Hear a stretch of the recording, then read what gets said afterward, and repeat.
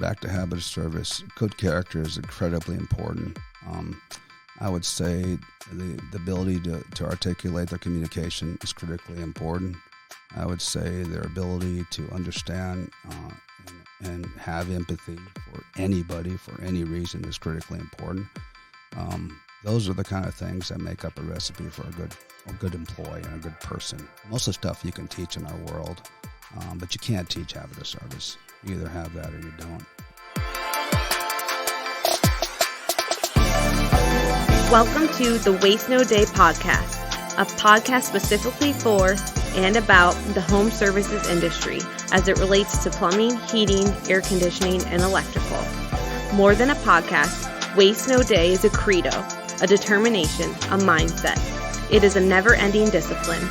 It is a refuse to lose pursuit. It is a wake-up call every morning to waste no day. Now here's your hosts, Brian Burton and Nate Minnick.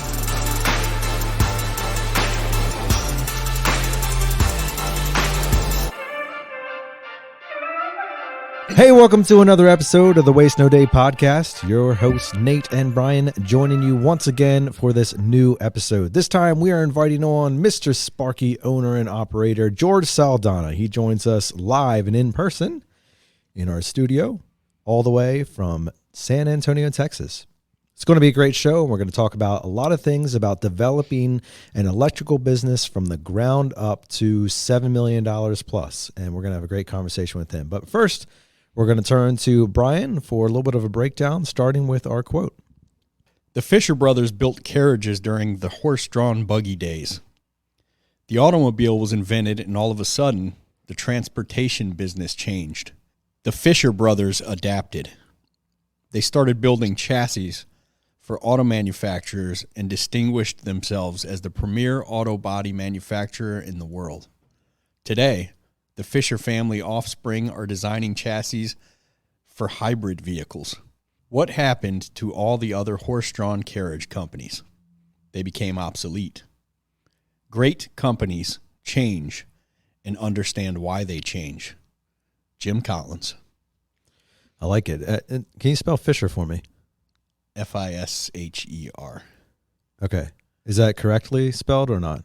I was reading directly from a quote from an article from Jim Collins. Jim, that's the author of Good to Great. Okay. And Built to Last, Jim Collins. Because there's some really high end. I think it's Fisker cars. I was just wondering if they were the same or not. But great way to start it off there, Brian. And of course, the idea there is to be prepared to innovate. In fact, I was just doing I volunteered in my son's 4th grade class the other week for a business curriculum. And we were talking about the difference between inventing and innovation. And I held up a cassette tape. Yes, that's a cassette tape. And I asked the 4th grade class, who they are about 9 years old now, born in 2015, 2014, what is this? And we struggled to come up with some answers about what a cassette tape was or what was on it. I think they knew what it was, but there was a lot of like, oh, it plays a video. I'm like, no, it does not. Wow. It plays audio. That's it. But I used it as an illustration for how we started with a cassette tape. And really, of course, there was 8 tracks and everything before that. But we started with a cassette tape, and then that turned into the CD, and then the CD turned into the MP3 player. And I held out my phone, and they're like, that's not an MP3 player. And I'm like, oh, man. I'm totally missing the audience here. But regardless, the concept of how we evolve through the industry, we evolve through the marketplace, and we evolve through our own business. And that's something that George and the Fisher brothers are well acquainted with. Fisher Body was an automobile coach builder founded by the Fisher brothers in 1908 in Detroit, Michigan, just like me, founded in 1979. A division of General Motors for many years. In 1984, it was dissolved to form other General Motors divisions. Fisher and Company, originally Alloy Metal Products, continues to use the name. The name and its iconic Body by Fisher logo were well known to the public as General Motors vehicles displayed a Body by Fisher emblem on their door still plates until the mid-90s. Oh, you can see the pic there. Oh, lovely. I'll I will post a picture of the Fisher Body by Fisher emblem in the Waste No Day Facebook group. So if you're in there, you'll get to see it the next couple of days. If you're not in there, go ahead and find me or Nate on Facebook and friend us, or find the Waste No Day Facebook group by searching for it, and we will admit you. But yeah, that's pretty cool. 114 years ago it was founded. It says 1908, 115 now, by Fred Fisher and Charles Fisher. So yeah, one thing I like about the slow time, like what we have going on right now, depending on, I guess, when you're listening to this, it's a quite warm February. It was 75 degrees yesterday here in Lancaster, Pennsylvania, which in February it could easily be below zero at this time of year. So one thing I like about having no weather that's beneficial for inbound calls, being especially in the HVAC world, despite the fact that we're HVAC, plumbing, and electrical, it all seems to run together. The fact that our HVAC team is slow because there's no weather driving inbound traffic always seems to mean that plumbing is slow and electrical is slow. They all seem to happen at the same time, which is weird. But it just means it's time to innovate. So I'll see Chris Heagle and Mike Vavrick, who run our call center, like innovating and meeting and planning and figuring new stuff out, new ways to get the boards full, and our techs get more innovative in terms of getting more jobs sold, meaning everybody from CSR to dispatcher to technician to managers all are getting better and more efficient and more innovative to do more with less, and change being a big part of that. Like, it's where that book, Who Moved My Cheese, comes in. Everything changes a little bit. You might be running different types of calls now, seeing different types of clients. The urgency is going to be far less naturally than it would be normally because you don't have a bunch of down systems. But here we are, still plugging along. Still plugging along is right. And it is because of the innovation, like you spoke, Brian, that we're in a good position while other companies are not. We want and feel the benefit of keeping our people working all the time, as opposed to like, hey, yeah, just go hang out in the parking lot or go sweep the warehouse. Listen, I get it. There's times that has to happen, and it is what it is. But the more that you can keep your people busy in the field that they're supposed to be in, getting those reps in, the better. And if you can't train, then role play. Always be doing something to improve your process, your presentation, your career, your opportunity, and specifically your mindset. Because in these times of struggle, in these times of challenge, the mindset can go to a dark place. And if you allow that to happen, you will quickly be distracted from the goals, the focus points, and the objectives. And that's where things start going sideways. Our guest joining us today, George, is well acquainted with the shifts in seasons, with the changes and the ebbs and flows in business. He's seen the highs, he's seen the lows, he's seen different versions of the industry. And he's worked his way through that to come to a point of understanding so much more about who he is, how he can empower the people around him to grow the business faster than he ever could by removing himself as the glass ceiling to what the business is capable of doing. And I'm really excited for that conversation today. But before we get into that, it is time now for our review of the week. We need some theme music, Brian. We need like a review of the week theme music, that we can play in here. Who do we have on the slot today? Happy Listener 03. Great all-around show. 5 stars. Thank you very much. Thank you very much. Great all-around podcast. Makes me proud to be in the trades. Drives you to be a better person. Great content every single episode. Thank you guys for giving back. P.S. Hoping to get enough reviews to hear a little chirp rap. Sweet mercy. This review was written in December of 2022. Ooh, sorry, that didn't happen. Yeah, if we got to a certain amount of reviews by the end of the year, little chirp, Nate's rap name, was going to, My alter ego, as it were. yeah, he was going to have to write, produce, and play a rap on air. But we didn't get there. So we're going to come up with another competition. And the world is lesser for it, you know. So agreed. Thank you, happy listener 03. We appreciate you taking the time out of your schedule to figure out how to write a review on Apple Podcasts. If you have not done it and you listen on Apple, we'd appreciate you writing a review, and at some point we will read that review on air. If you have Spotify, you can just click that 5-star and give us a 5-star rating. And I don't know, these days, probably all these places you can listen have some way to rate us. If not, tag us in a Facebook or LinkedIn post. A lot of people do that, and that means a lot to us. That's pretty cool. And that's a good way to share the show and help us get a little bit bigger. So we appreciate your support in the only way we ask for it, which is reviews and shares. it is a great way to share the show, Brian. And right now we are going to share a new interview with you. Our guest is going to be Mr. George Saldana, and we're going to put him in your passenger seat right now.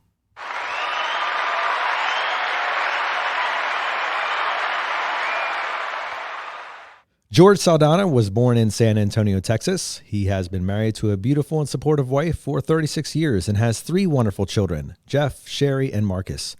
His hobbies include motorsport racing in the national organization NASA, riding his Harley Street Glide, and hanging out in his backyard with his family by the pool. He studied business in junior college in the late 1970s and decided to open his first electrical contracting business at the ripe old age of 19. After obtaining his city electrical journeyman's license in 82 and his city and state master's electrical license in 89, George has continued to hone his knowledge through the annual continuing education courses and on-the-job expertise. With years of experience in multiple industries across the electrical trade, George now joins us. Welcome to the show, George. Hey, how's it going, Nate? Everything going good? Going good, man. Fantastic. It's good to have you back on the show. You did a brief stint with us on our end of the year Authority Brands Convention episode, and we wanted to invite you back to do a full episode. And you just so happen to be in the area and in the studio, which is always exciting for us. Live and in person. Live and in person. Yeah, that's me. And do you want us to address you as George or DJ George? I'm not sure. Well, that's part of the story. Now you just call me George. DJ Jazzy George. Or as my kids call me, Poppy. Yeah. Well, I think we'll leave that one to them, but we'll see about the George part. Yeah. So, George, you are operating a Mr. Sparky Electric and Benjamin Franklin Plumbing franchise out of San Antonio, Texas. Yep, we are. I'll make a little adjustment on that. My 2 kids actually are owners of the Ben Franklin. I got some tutorship involved in that, helping them along. But, yeah, it's a family affair for sure. Fantastic. And as we often like to do as we invite guests onto the show here, we like to hear the origin story. You know, did you get bit by a spider, or what happened that you all of a sudden you started turning into an electrician? So tell us your story, how you got into the trades and what you're doing now. Well, to be honest with you, the short story is it was kind of by accident. You know, So it was a spider then? It wasn't a spider. It was actually, I was a DJ, you know, in high school. There it is. Went out and got a job and realized that $2.10 an hour wasn't going to cut it in life, right? I had already moved out of the home by then, and my dad's house. I always kind of been a guy that been kind of chasing my own dream. So bought some equipment with a little buddy of mine, and we started playing little gigs on the weekends and Fridays and Saturdays, and do 2 or 3 stints in those 2 days, and did really good. But we had a couple of guys in town that were some definite competition, and our circle of work was the high schools, all the schools, the parochial schools. That's where we went after. All of us went after the same customer, really, at that point. And I realized I needed something different, and hence comes the electrical. Decided I needed to build some kind of a lighting system in order for me to have a little bit more than the competition. Are we talking like a laser show? No, more like just some flashing lights. Okay, nice. It was that simple at that time. And so I thought to myself, well, how am I going to do that, right? So we went down to the local builder's box store, which back in that point there was no Home Depot or Lowe's. They had Ace Hardware, and they had a Handy Dan. It was called Handy Dan back then, in San Antonio area anyways. So I got a little how-to electrical book, which I didn't have any money. I spent $10 and read it from front to back, and then took it back and got my money back. So then I had the basic knowledge of what I needed to do. So And that's all it took to become a master electrician. That's it. That's it. It's that Take it from the plumber here. It's that simple, man. So bought the stuff, made our little light show, and just kept building from there. And eventually, we became probably the largest portable little DJ in the San Antonio area. Did real good with that. Made lots of money for a 17, 18-year-old kid. So now, did you increase your prices because of the light show? Actually, no, I just got more business. Oh, okay. All right. You know, all right. I mean, that works too. It was more fun than money. Where could you go and get all the fun and all the girls, right? and just have a good time and be the life of the party. And everybody wants to know who's George, right? So that was pretty cool. I guess at that age, it was awesome. So I guess that kind of wore off a couple years later. I grew up and decided that I needed to start thinking about what I was going to do for the future. And decided, since I had already was a master electrician, not really, just pretending, but I said, I'm going to get a job as an electrician. So I did. And I was back to the minimum wage thing, but I stayed with that gentleman for about a year and a half, 2 years. And I guess I was about 20 and decided I was gonna figure it out, right? So went into my own business and kind of wandered around for quite a while trying to figure it out. Got licensed during that process. Got a German's license, then I got a master's license. And then I got into the heavy lifting of new residential construction. Did that for about 10 years and just never made a lot of money at it, but it was a good business. And then I switched over to restaurants, and we did national account new construction restaurants and became the go-to guys in San Antonio for that. Literally, we did probably 40, 45 or 50% of the restaurants that came up. Our name was usually on that job. Wow, yeah. So it was cool. It was cool. Wasn't a high volume, but we did a lot of that kind of work. And then that went on until 2005 or 6. Housing crisis. Well, housing crisis one, we were out of that already, but the bigger deal was I went to see my investment guy. I had 3 kids. I was already 45 at the time, and I said, I got to figure out what the future looks like. I was trying to think about the back end, 15 years later, or 20 years later, retire. And my investment guy at the time, goes and puts a little package and says, you want the good news or the bad news? And the good news was I still have plenty of ability. I'm alive and I'm working.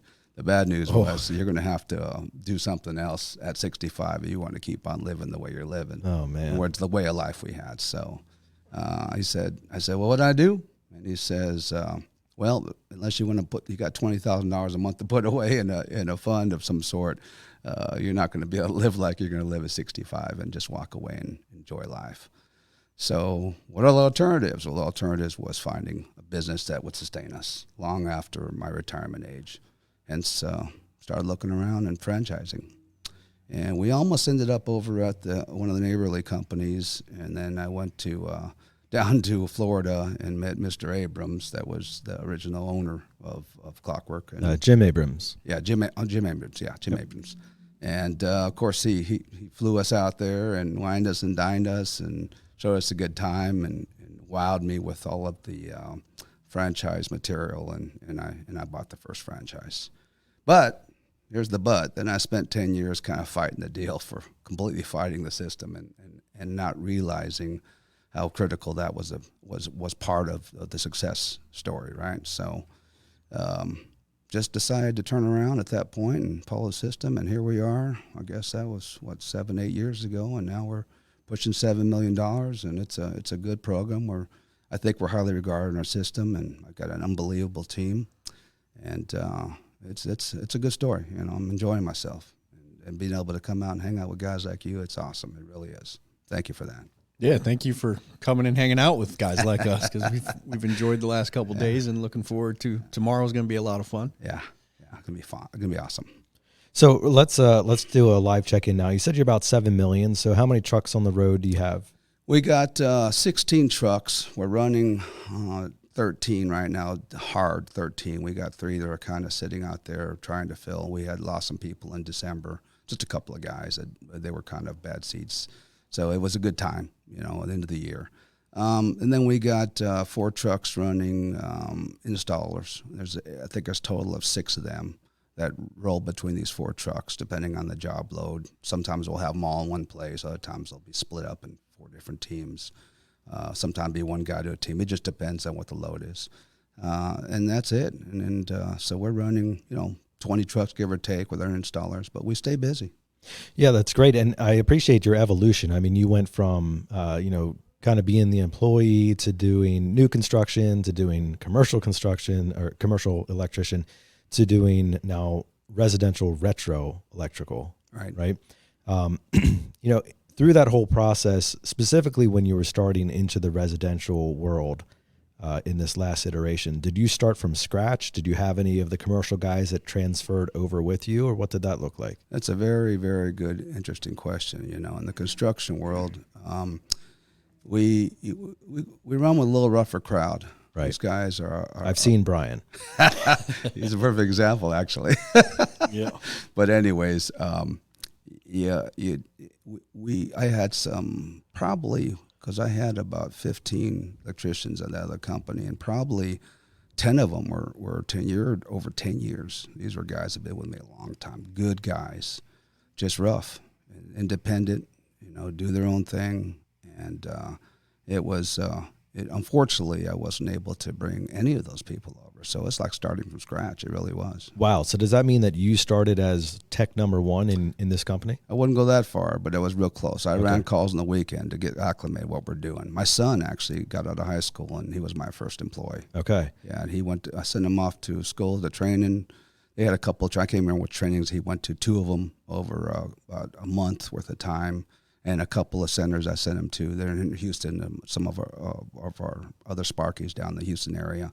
And then put him in a truck, and away we go. And then I just kind of tried to put it on autopilot, and it didn't work out too good. But we were off, that's for sure. So you've grown it from 1 employee to about 40 now, is that right? Yeah, about 40 with our call center, all our admin, our leadership staff, and our techs and our installers, yeah. That's fantastic. And that's, I think, what makes this story particularly compelling, because there's a lot of guys who are sitting in that $2 to $3 to $4 million range, right? They're trying to figure out how to get over that hump. And there's often these plateaus in business where you have your ground up guys who are just trying to get started. And then you have that small business level where you're in that, $3 to $5 million range. And that's where a lot of people get stuck. Yep. Because it's a mindset shift where you go from being the operator to allowing other people to operate for you. And for some guys, that's not who they want to be. They always want to have the fingers in and doing stuff and tweaking things and being part of the show. And for other people, they're willing to step back and hire good people and grow them and train them into a position where they make similar decisions to what they would do if they were in that position. So as you've evolved through, going from 1 employee yourself to now nearly 40 over the last several years, what has that journey looked like? I mean, what are the lessons that you've learned and the things that you look back, if you were coaching somebody who's sitting at that $3 million spot right now, you say, here's what you need to focus on? Yeah, I think the number one thing is having the knowledge to understand what it is you're trying to do, and especially, more importantly, understanding what your limitations are. And I think part of the evolvement for me during the process as I was leaning from the commercial business over to the Sparky business was I was just a guy that did it all. I always made all the decisions. Very A-type person, manic, OCD. I'm that guy. And I think that was a real struggle. And my son was with me in the business. I think I might have told the story earlier, but my son, the one that was my first employee, decided to go out on his own as he grew up. And that was rough. It was rough on us as a family because we just always did everything together. It was crazy. It was really compelling for me. And so when he left, and he was a Jeremy type guy or a Logan type guy, sold a lot. He basically took about half our revenue with him when he left. And so I had to really make some decisions about how I was going to move forward because I had no idea. To me, it was just make the decisions, tell everybody what they needed to be doing, and it would happen.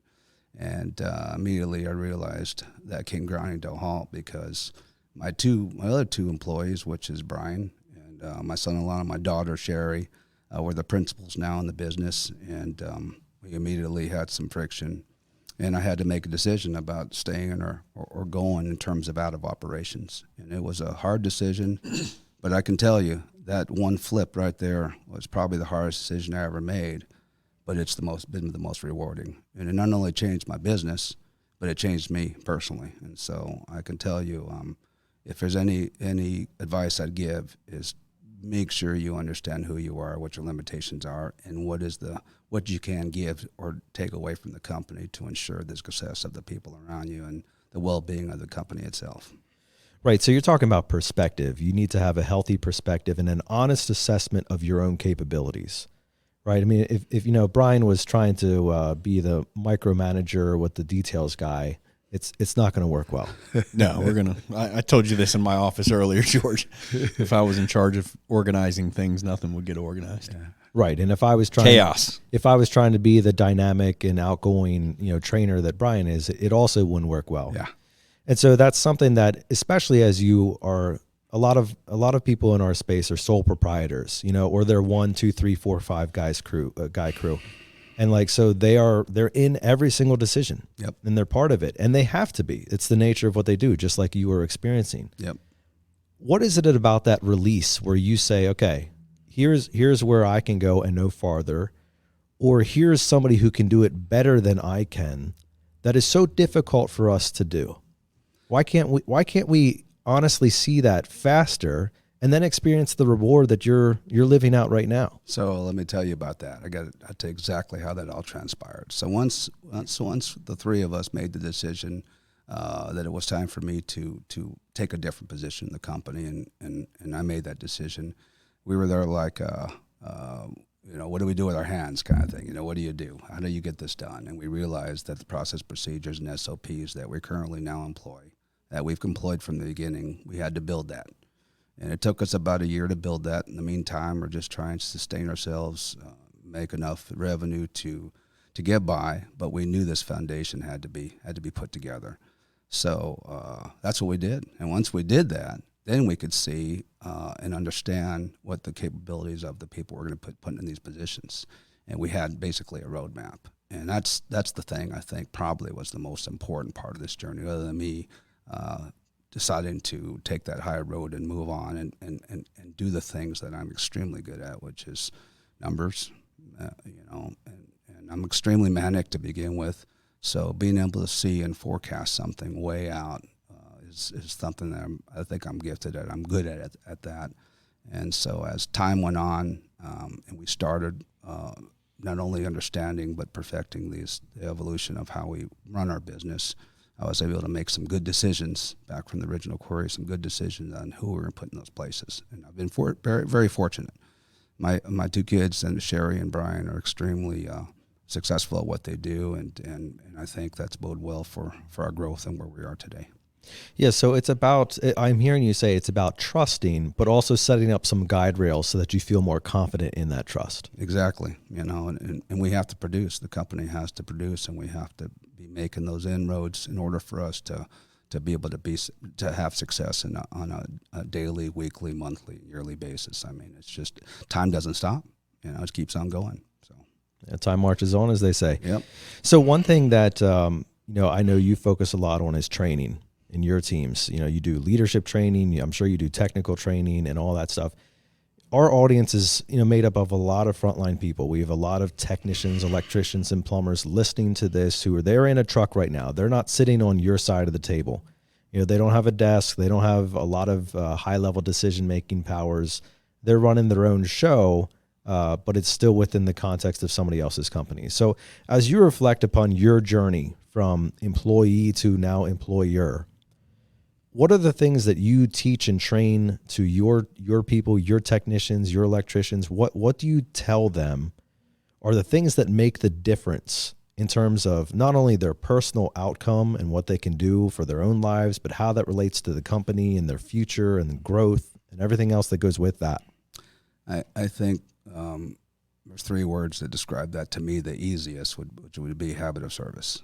So, if you service, if there's service in everything that you do, it's going to compound to positive results in whatever your endeavor is. And I think that's what we teach on a consistent basis is be good to the people around you, be good to your customers, be good to yourself, and the success will naturally follow. So I would probably say, because I could be long-winded with that and go on and on and on, but I think that's the most important thing.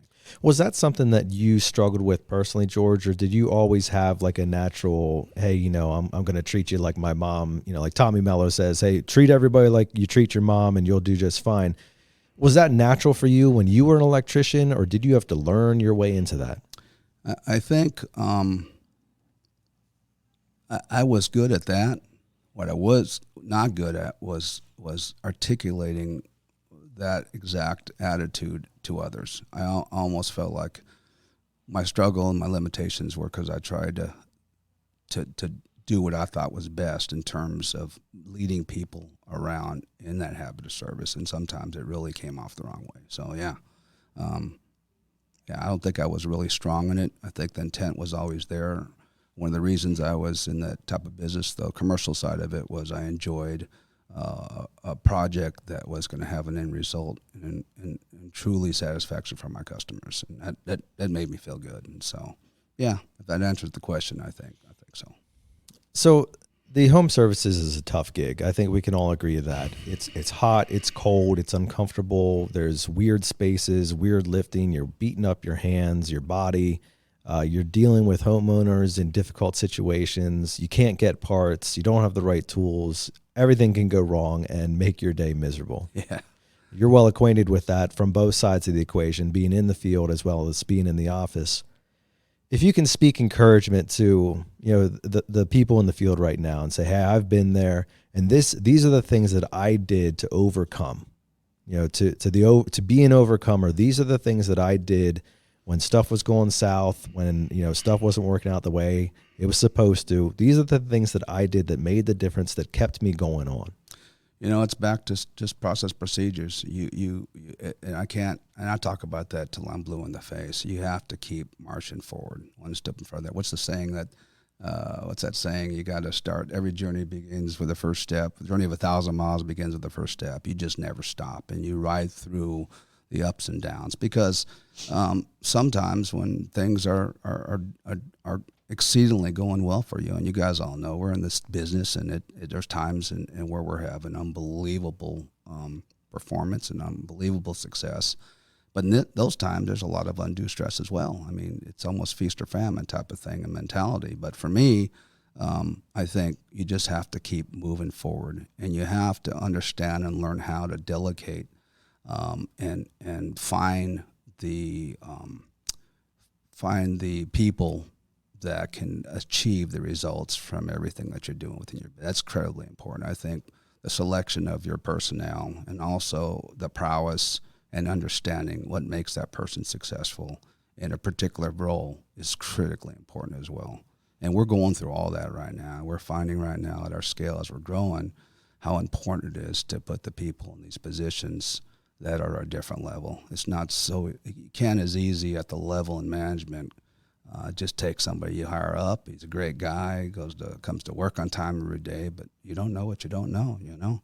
And that's the thing that we're starting to run into, because everything we've learned is self-taught, you know, and people and peers like your company here, helping folks like me to achieve the things that we have dreamed about all our lives. And I can tell you it's worth. The backside of it is my life is nothing like it was just 10 years ago. You know, I live a good life. We have these daily things happening from time to time, but we're in a good place mentally. I don't think I have a bad day anymore. I don't care how bad it gets around the office. I mean, life is good, man. That's because you don't have to work with Brian.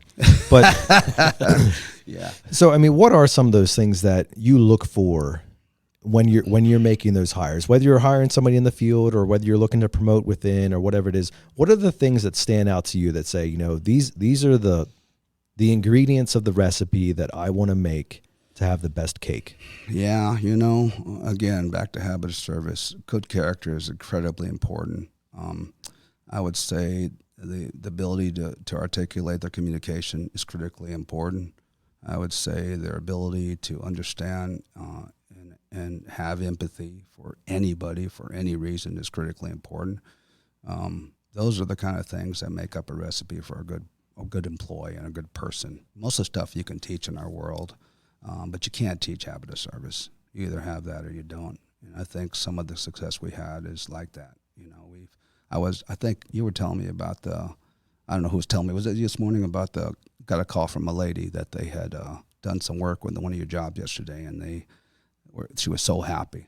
She had to come home, and they stopped what they were doing. The installers, without even being asked, went outside and pulled her groceries and took them inside and put them in the kitchen, and then they went back to work. And she was calling in tears and describing that very thing. And that's profound, but that's the kind of people we want in our companies. Yeah, shout out to Owen Nicodemus, who was the lead installer on that job. Yeah.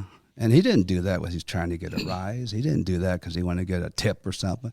He did that because that's just what he does, right? That's who he is. That's it, man. And we're lucky to have those kind of folks working for companies like ours, because it's incredibly important that we surround ourselves with those kind of folks and that kind of attitude. It's what makes us roll every day. Yeah, if you interview someone who's not that kind of person, it is worth waiting until you find that kind of person. You're exactly right. Because if he saw you unloading books out of the trunk of your car here in the parking lot, he'd do the same thing.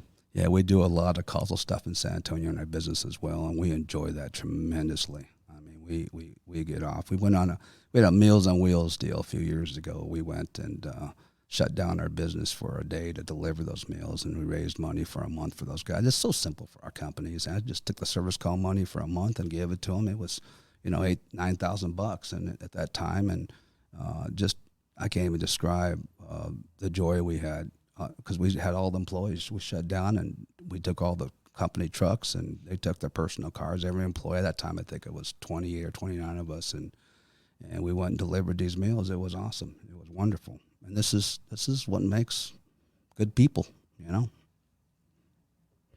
So the struggle there that I believe you're talking about, I mean, you have some ebbs and flows even within your current business. Yeah.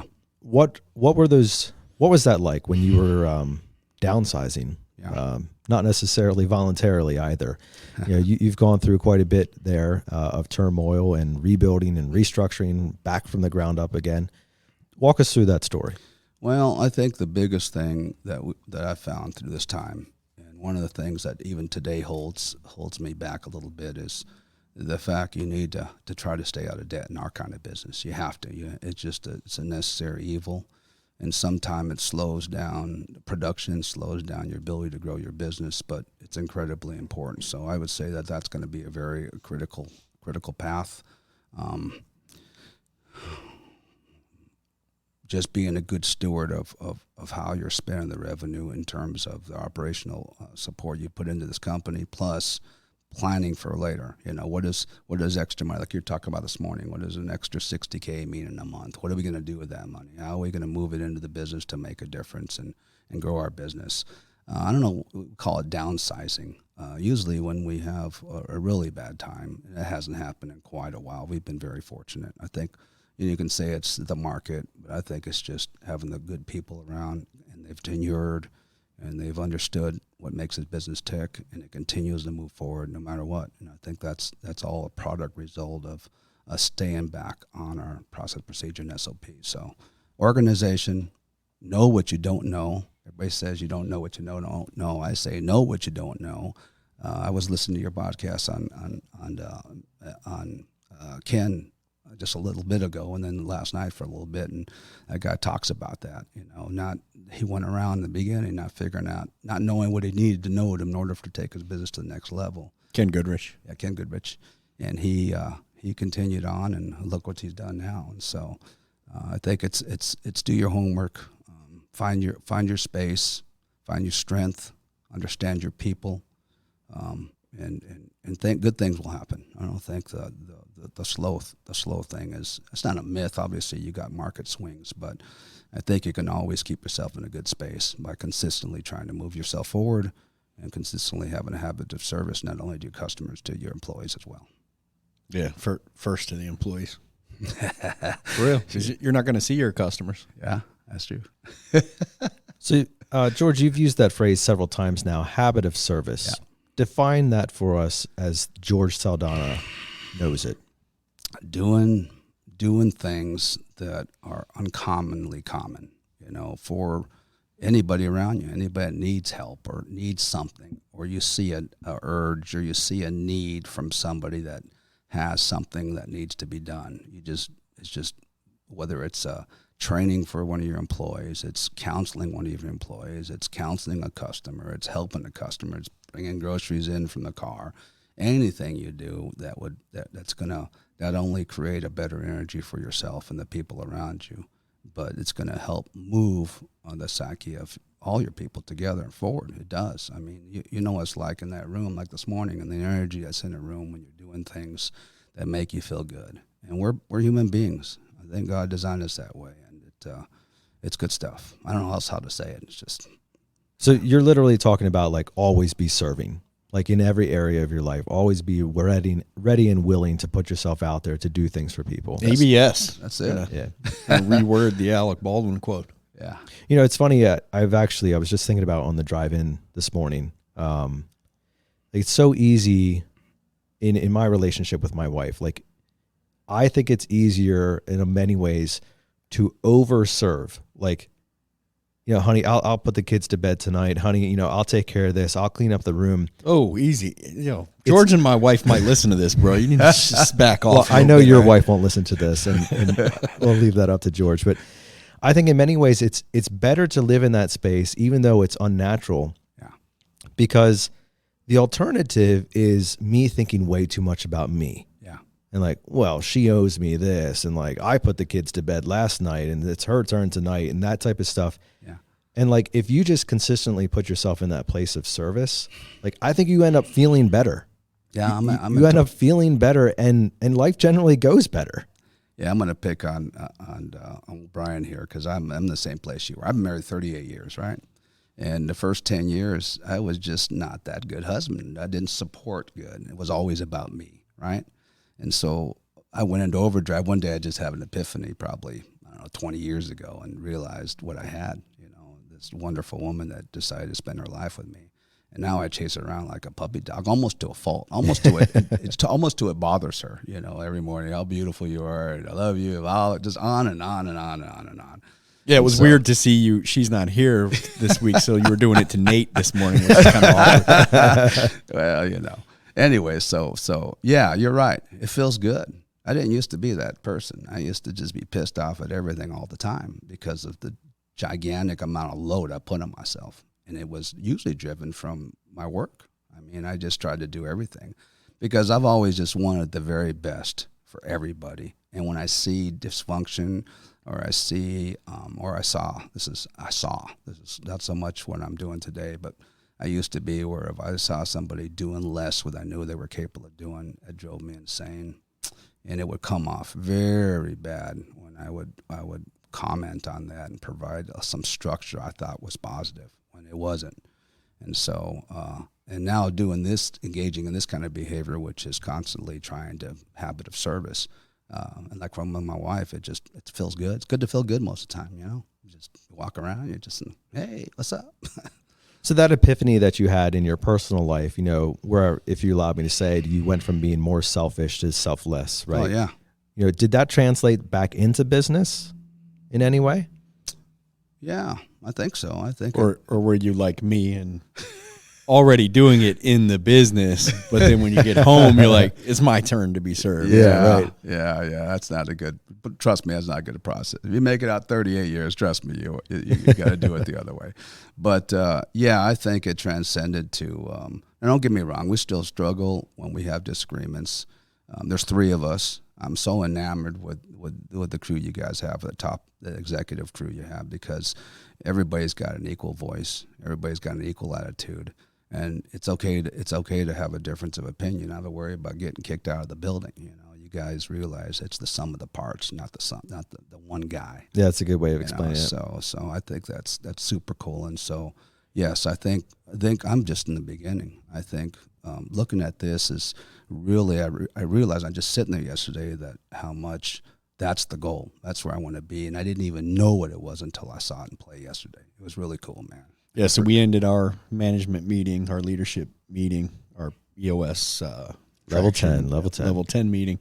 And then George came and joined us, and we just kind of continued like we were still in the meeting and let George chime in and just see how we did things, and had a great time. It was cool. In fact, tell Brian and Sherry we're opening up a seat at the conference room table for you. So Yeah, I should have loved that. now there are two.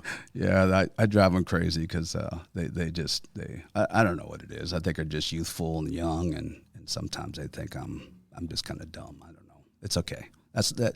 If that's what they're thinking, most of the time, then I'm doing my job right. I got them leading their own way, and that's what I want, is just to provide a legacy for my family, a legacy for my kids. Leading their own ways. That's it. It's fantastic. Yeah.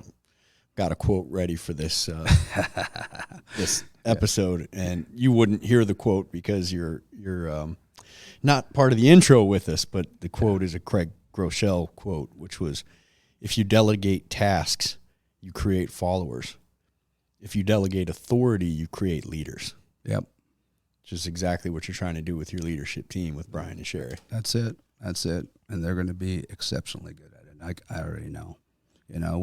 We struggle a lot of times. There's just three of us. I can imagine how much more effective it is when you have a little bit more than just three of you, that everybody's coming up with a different ideology, heading in the same direction, and it all comes together with a good final solution. That's good stuff. George, have you done much promoting from within, from like the frontline people to maybe field supervisors, or I don't know what your structure is, but. Yes, we've done that as we've grown. So my call center manager, Nellie, she started as a CSR and became exceptionally proficient at it. And one of the things we're finding a lot of times too, and we're being very careful now because it kind of bit us, is the girl before her that was the call center manager, and we struggled with her. She had a lot of deficiencies, and we had no idea it was sitting there next to her, which is Nellie. And once we had Nellie, moved her up because we finally had to let this other person go, and Nellie moves up, and then we realize, what have we been doing all this time? We've had this unbelievable person right there. So yes, we are constantly on that lookout. But on this other side of the coin, we've made some adjustments in our company and found out it was too much to bear, and then you lose a good employee that was fine where they were, but you have to be careful with your own ideology and understanding not only the nature of what these people are capable of doing, but you got to understand what it is they want to do, and that's still an exercise ongoing for us, trying to figure out what that sweet spot is and understanding that and seeing that. What was your personal trajectory? Did you go from being an apprentice to being owner like immediately, or did you rise through the ranks yourself?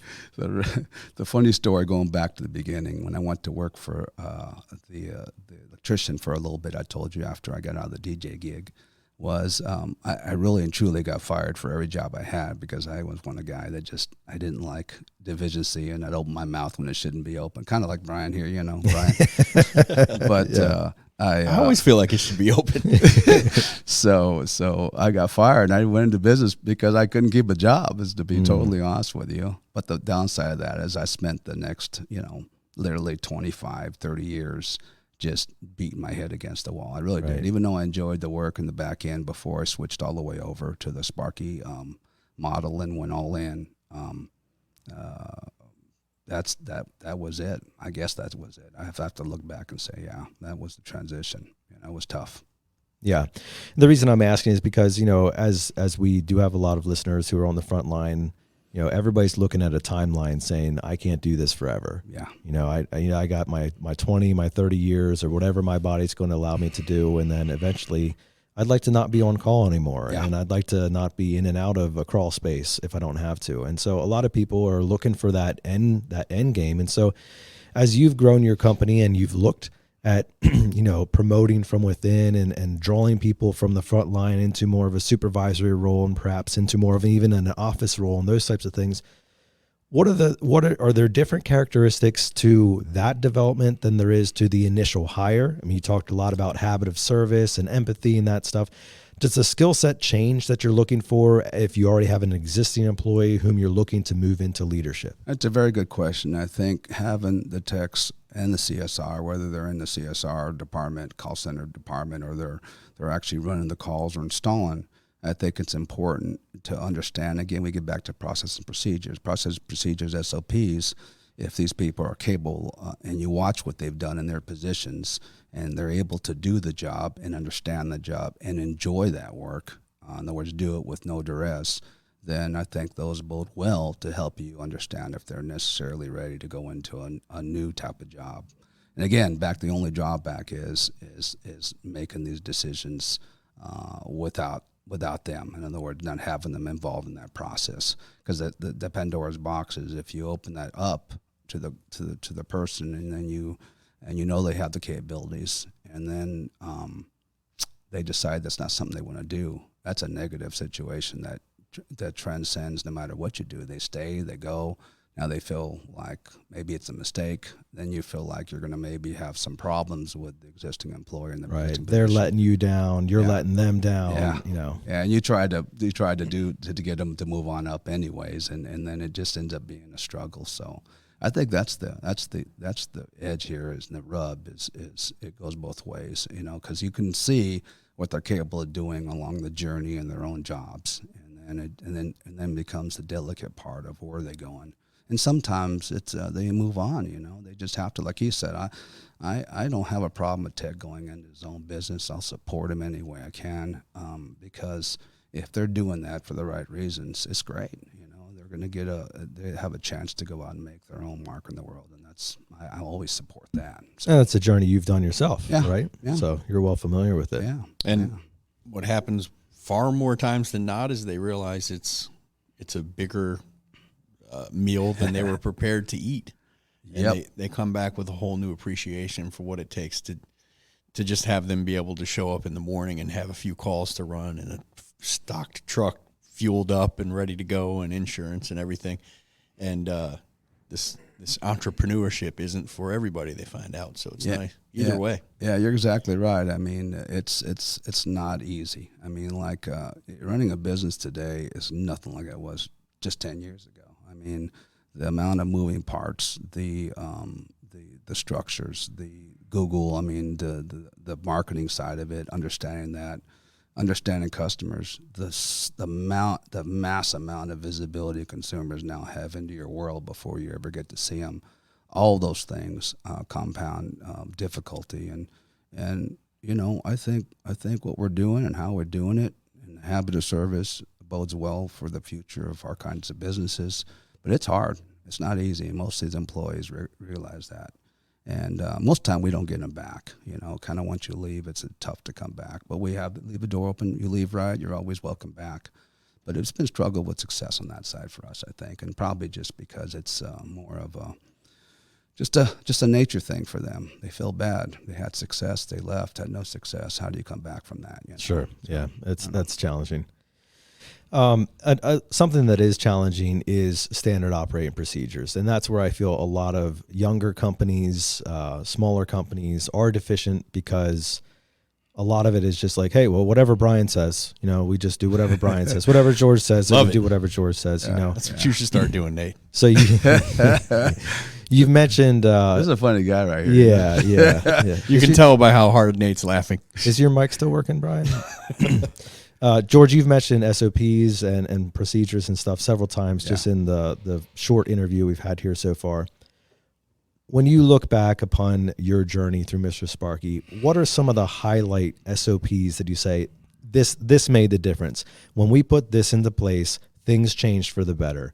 When we put this into place, pain was alleviated, and we served better, and we performed better, and we operated better, and we became more efficient and more effective and more profitable. What are some of those highlights as you reflect upon your Sparky career? Well, there's a number of processes in running the business, obviously, but I think the most important thing of the processes themselves is the consistency and the accountability you have to not only yourself, the company, and your employees, and most importantly, your customers. But I think that's probably the single most thing is consistency, to be consistent with everything you're doing, because there's a process for everything.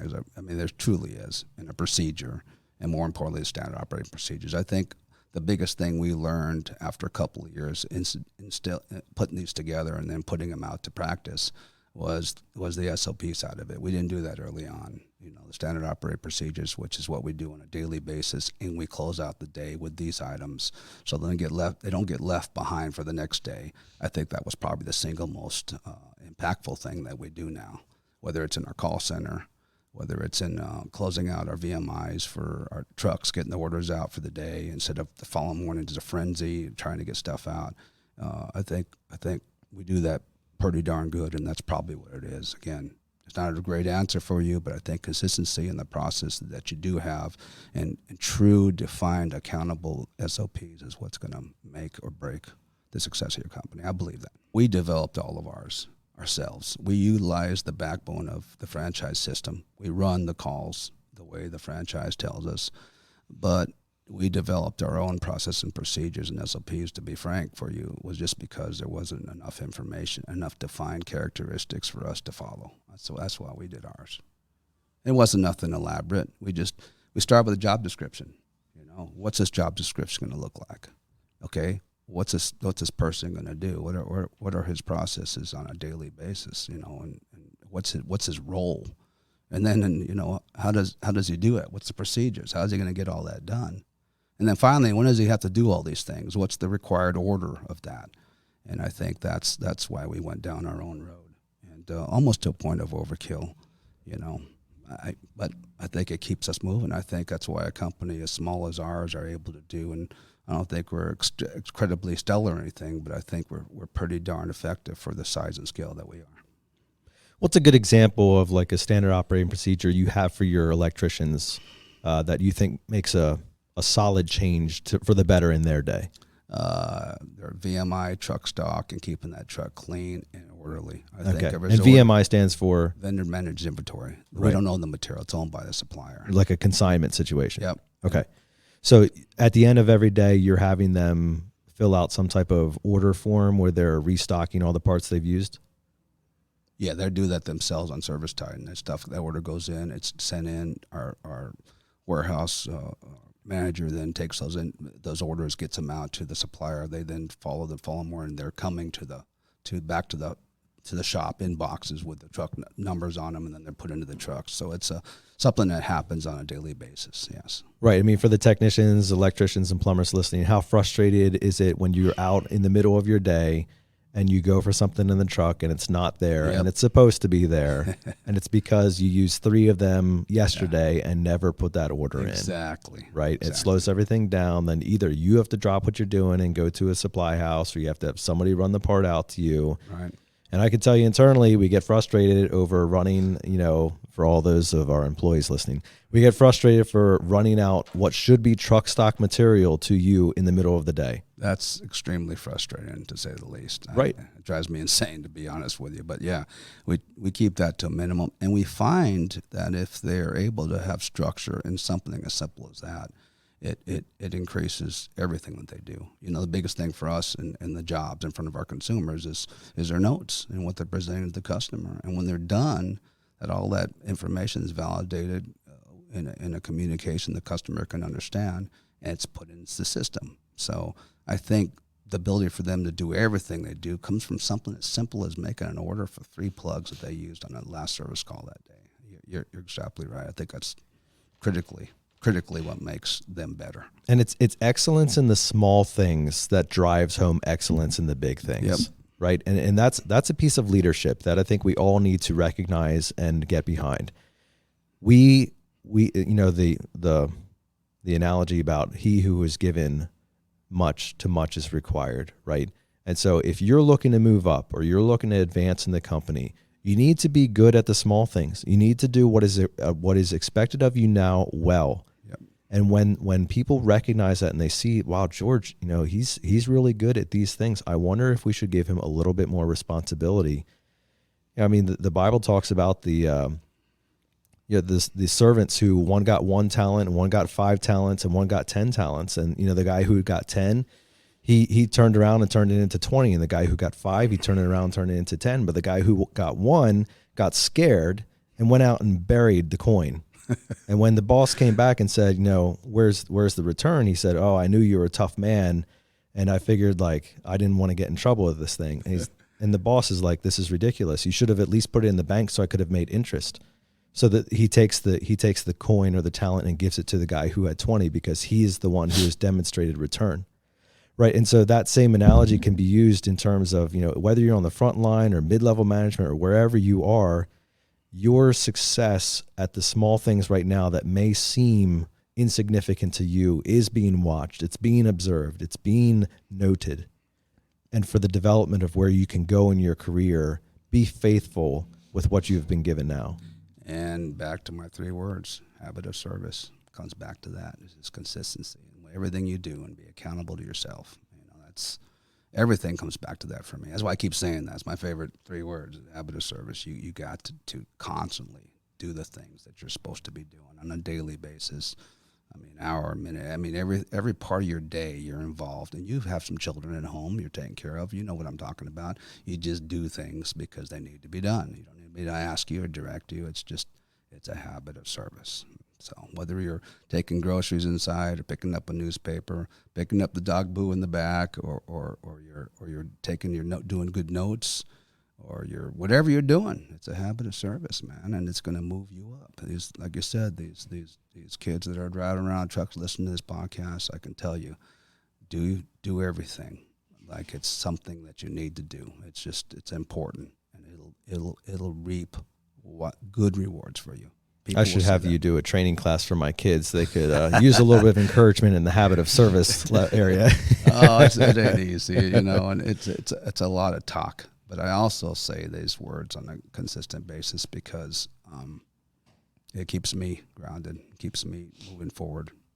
It keeps me wanting to help the next person and be there and be that example. And I enjoy that. So what about your evolution, George? You've been in the Sparky industry now for how long? Oh, God. I guess I bought in 2007, so that's what, 22 years, something like that. No, wait. How long was that? Not quite. Oh, no. So that would be 14, 18. 16, I believe. Yeah, this year will right. be 16. Yeah, I can't count. It's fine. You're an electrician. We get it. So as being in the Sparky world for that long, you're certainly evolving yourself. You're not looking, I assume, to stay a 40-person company. You're looking for the next level, which is probably part of the reason you're here hanging out with us today and seeing what that looks like. Yep. Where do you see your team going? What's the next evolution for you and the thing that you're focusing on out there in the future? Well, the future for me and my family is to truly have a business, and there's very few that can do it. I'm going to tell you that we're trying to get to is where we're truly working on that business. We're never in the business.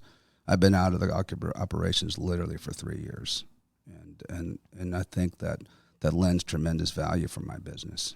I know if I was in a position or wanted to do something with my business, it wouldn't be very difficult to me to do that.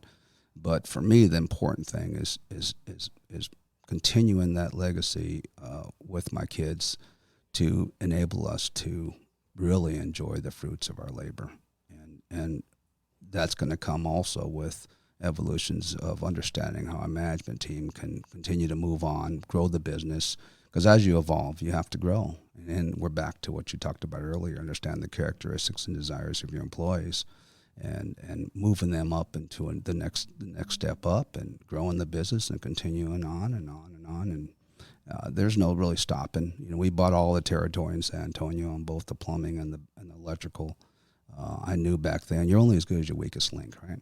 So we're true believers in that. In the market we live, we're the 7th largest city in the United States, and I think that we can really go as far as we want to go. So ultimately, that's my plan. And more than anything, just get it set to it's on autopilot. They don't need me anymore. The instructional leadership I'll provide over the next few years as I'm continuing to learn the craft of this business from guys like you and myself and other folks will enable me to do that. And I'm excited about it. Absolutely. So Brian talked this morning about differentiating yourself, and he was talking with our technicians, our installers, all of our field staff about making your customer experience different than all the other ones out there. Another way of saying that is become memorable, right? I was just talking with a buddy of mine last night, and he has a job interview coming up, and it's not the full-blown job interview. It's like the 20-minute get to know you. Do we really want to move on to a second date type thing? And I said, the key thing there is to be memorable. They need to hang up that Zoom call or that phone call and say, that was a pretty cool guy. I think we should get to know him a little better. When you translate that into the field and you're training your people or or whoever it is that does the training at your organization is in front of them saying, be memorable, differentiate yourself. What does that look like in San Antonio for your Mr. Sparky? How are you different? How are you better?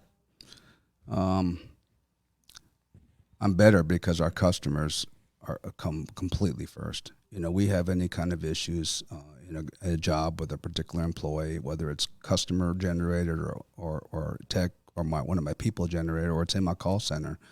We immediately at the highest level in the company below me will handle that immediately and resolve that situation. That makes us different. There's nobody that has more of a commitment to customer base, I believe, in my area than us. The customer, whatever it doesn't matter if he's wrong or he's right, we take care of him. And if the customer is unreasonable and he needs to be taken care of, and that's what we're going to do. It's just a habit of service. Back to that. Sorry.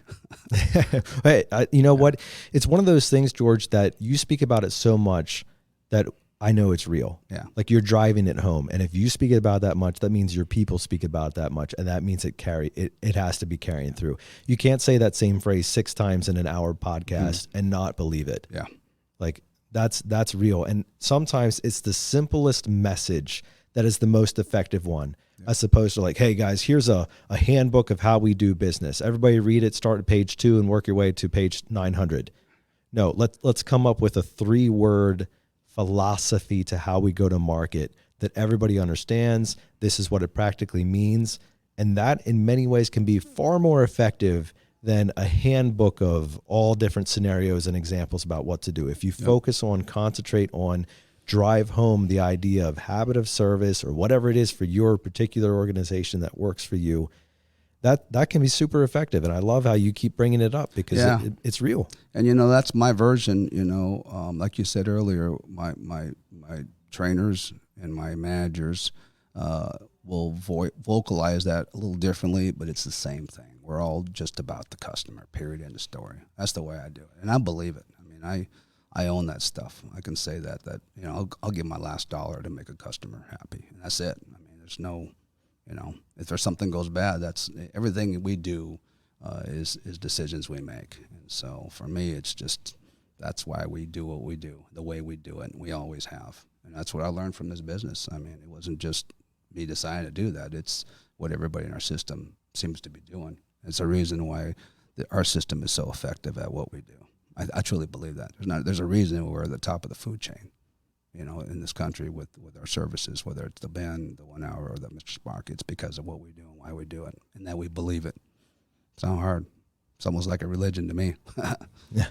So if you had to give one piece of advice to a technician in the field just getting started, and then one piece of advice to a new business owner just getting started, what would those pieces be? Since you've done both, quite well. Yeah, I would say accountability is going to be a really huge part of their daily activity. Whether you're an owner or whether you're an employee, be accountable to your processes. Be accountable to what your job description really looks like and what you hired yourself on for. As an owner, be accountable to your employees for the things you tell them to do. Don't have them doing something that you don't do. And certainly don't do something, talk about something you're not going to be consistent with. That's incredibly important. I've made those mistakes time and time again. Not because I just didn't want to do it. It's because we just always trying to do so much. But those little things are damaging. You have to be accountable. I'd say that from either side of the boat, whether you're the captain, the owner, or you're the guy rowing the boat, the technician or the installer, be accountable to what it is you're supposed to be doing at all times. That's a great closing message there, George. And as we bring things in for a landing here, if people are interested in learning more about you, about Mr. Sparky in San Antonio or the Benjamin Franklin, or any things that you spoke about today, is there a good way to get in touch with you? Yeah, you can just call me reach me at, I'll give you my email address, George@MrSparky, spelled out, SA.com. Or you can call me on my cell. Feel free to call me anytime. It's 210-669-5058. Just give me a holler. I'll be happy to talk to you anytime I can. That's what we do. That's what you guys do for us, and that's what we should be doing, is helping the other people in our system who are just starting out. And just, I think it's great. I appreciate the time here today. Yeah, it's been super to have you on, and we appreciate everything that you're doing for the franchise, even the motto, the habit of service things that you're bringing into it that reflects positively upon all of us, not only in the Mr. Sparky industry, the Mr. Sparky brand specifically, but in the home services industry as a whole. We're all trying to elevate and get better, and I think you brought a lot of great examples and ways that you're doing that. Yeah, and we definitely appreciate your mentorship. Nate and I have been afforded the opportunity to chat with you many times over the last 9 years. Yeah. 7, 8, 9 years. And it's good to finally have you in the building here, buddy. And I appreciate you having me. It's a big deal to me, and I really appreciate you taking time to spend. You guys are busy, and I really, really appreciate the ability to come over and see what you're doing. And it shows us that we're on the right track. We're doing the right things, I think. And it's good. It's good stuff. Well, that's a wrap for this podcast. We hope that you enjoyed your time listening with George Saldana. It was great to hear from him and all the things that he's got going on in San Antonio. Very exciting to hear the evolution that he's gone through, not only personally, but also in business when it comes to growing from, new construction to commercial to now retrofit electricians and everything that comes with it, and the journey that it's been to get there. And I think that's an important thing to remember here. It is a constant position of growth. We need to be always looking about how to get better, how to improve, and not be satisfied or content in where we are currently sitting, but be looking for the next thing that will improve all of us. That's a great way to end things, along with the accountability that George talked about there, to make sure that you are holding yourself accountable to that mindset. And that's where we're going to leave it for here with our weekly challenge that we say every single time, and that is to choose to wake up every single morning and waste no day.